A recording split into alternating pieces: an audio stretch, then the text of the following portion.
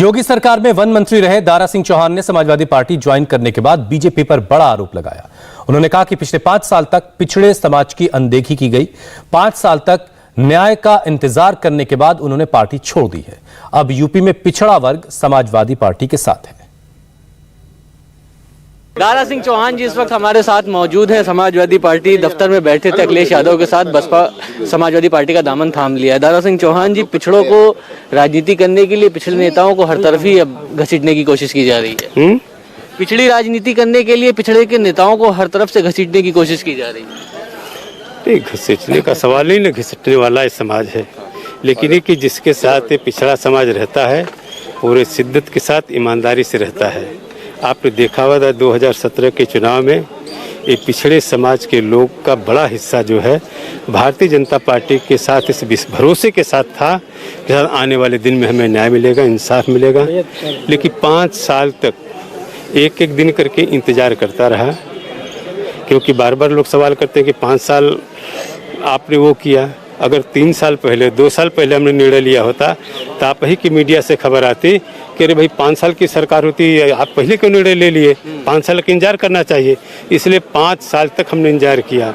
जिस तरीके से पिछड़े समाज के हित की अनदेखी हुई है, आपने देखा कि टीचर की भर्ती में किस तरीके से जो सड़कों पर जो लाठी खा रहे थे, क्या हुआ, ये तो सारे सर्वविदित है, सब लोग जानते हैं। इस तो गवर्नमेंट ने भी माना कि पिछड़ी के आरक्षण के साथ खिलवाड़ हुआ है।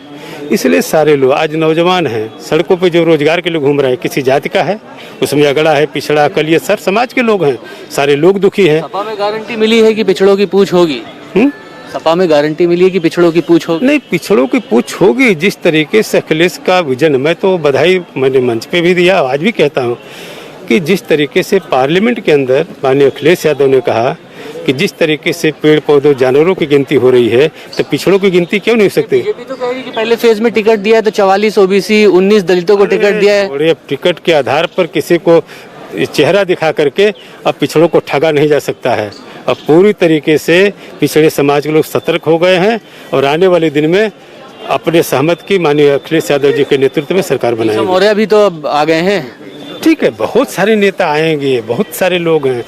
हाँ, ठीक। नेताओं की भागम भाग के बीच असदुद्दीन ओवैसी ने आज यूपी में 9 उम्मीदवारों की पहली लिस्ट जारी कर दी है। एआईएमआईएम की पहली लिस्ट में सभी 9 उम्मीदवार मुस्लिम हैं। ओवैसी ने गाजियाबाद के लोनी से डॉक्टर मेहताब को अपना उम्मीदवार बनाया, जबकि धौलाना से हाजी आरिफ और सरधना से जीशान आलम को टिकट दिया गया है।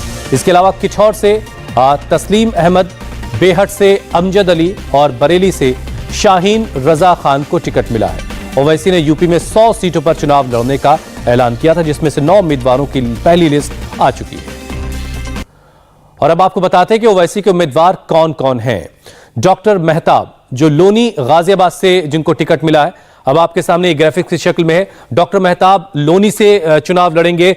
गढ़ मुक्तेश्वर से टिकट मिला है फुरकान चौधरी को। धौलाना से टिकट मिला है हाजी आरिफ को और सिवाल खास से टिकट मिला है रफत खान को। ये 4 हो गए। इसके अलावा 5 और लोगों को टिकट दिया गया है। देखिए, अब जीशान आलम को सरधना से टिकट मिला है, जबकि तस्लीम अहमद किठौर से चुनाव लड़ेंगे। इसके अलावा अमजद अली बेहट से और सहारनपुर देहात से मरगूब हसन को एआईएमआईएम ने अपना उम्मीदवार बनाया। कुल 9 लोगों को अब तक टिकट दिया जा चुका। 100 सीटों पर लड़ने का ऐलान ओवैसी ने किया था। ओवैसी ने अपनी पहली लिस्ट में जहां जहां से टिकट दिया है वहां मुस्लिम वोटर्स की तादाद सबसे ज्यादा है। आपको उन सीटों का अब सियासी समीकरण बताते हैं। लोनी का सियासी समीकरण क्या है वो अब आपके सामने है। यह है लोनी की पिक्चर, लोनी की तस्वीर। देखिए, कुल मतदाता 4,55,000 हैं लोनी में, जिसमें से 90,000 मुस्लिम वोटर हैं। 4,55,000 कुल वोटर हैं, जिसमें से 90,000 मुस्लिम मतदाता हैं। ये लोनी की तस्वीर है। इसके अलावा कुछ और सीटों का आंकड़ा आपको दिखाते हैं। मुस्लिम वोटर यहां पर सबसे ज्यादा है, 90,000 यहां पर मुसलमान मतदाता हैं। ये लोनी का सियासी समीकरण है। अब इसके बाद अगली सीट है धौलाना। धौलाना में आप देखिए 3,80,000 मतदाता हैं कुल, और यहां पर 1.5 लाख मुसलमान मतदाता हैं। 3,80,000 धौलाना में कुल मतदाता हैं, जबकि इसमें से 1.5 लाख मतदाता इसमें से मुस्लिम हैं। अब आपको बेहट जो सीट है और वहां का सियासी समीकरण दिखाते हैं, वहां पर किस तरह के हालात हैं, वहां पर मुसलमान मतदाता कितने हैं। अब आप देखिए कुल वोटर जो है 3,95,000 है, जिसमें से 1 लाख मुसलमान मतदाता है। पहले ही ओवैसी ये क्लियर कर चुके हैं कि जहां पर मुसलमानों की तादाद ज्यादा होगी वहां पर वो अपने उम्मीदवारों को खड़ा करेंगे। अब जरा आपको दिखाते हैं बरेली की तस्वीर कैसी है, बरेली का सियासी समीकरण क्या है, वो अब आपके सामने आने वाला है। बरेली में कुल वोटर की तादाद जो है वो 4,15,000 है, जिसमें से 1,20,000 मुस्लिम मतदाता हैं। अब आपको सहारनपुर की तस्वीर दिखाते हैं कि सहारनपुर का सियासी समीकरण क्या है, वहां की सियासी पिक्चर कैसी है। कुल मतदाता 3,55,000 हैं, जिसमें से 95,000 मुस्लिम मतदाता वहां पर। अब जरा आपको गढ़ मुक्तेश्वर की पिक्चर दिखाते हैं कि गढ़ मुक्तेश्वर में क्या हालात हैं, वहां की सियासी तस्वीर कैसी है। कुल मतदाता 3,30,000 हैं गढ़ मुक्तेश्वर में, तो 85,000 जिसमें से मुस्लिम वोटर हैं। किठौर में क्या हालात है, किठौर का भी सियासी समीकरण आपको दिखाते हैं।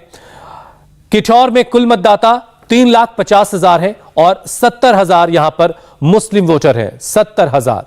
कोरोना तो कुछ इस तरह से मुसलमान वोटर जहां पर ज्यादा हैं, ओवैसी उन सीटों पर अपने कैंडिडेट खड़ा करेंगे और 9 सीटों को लेकर उन्होंने अपने उम्मीदवार फाइनल कर दिए हैं, लेकिन अभी और बहुत सारे उम्मीदवारों के नामों का ऐलान बाकी है।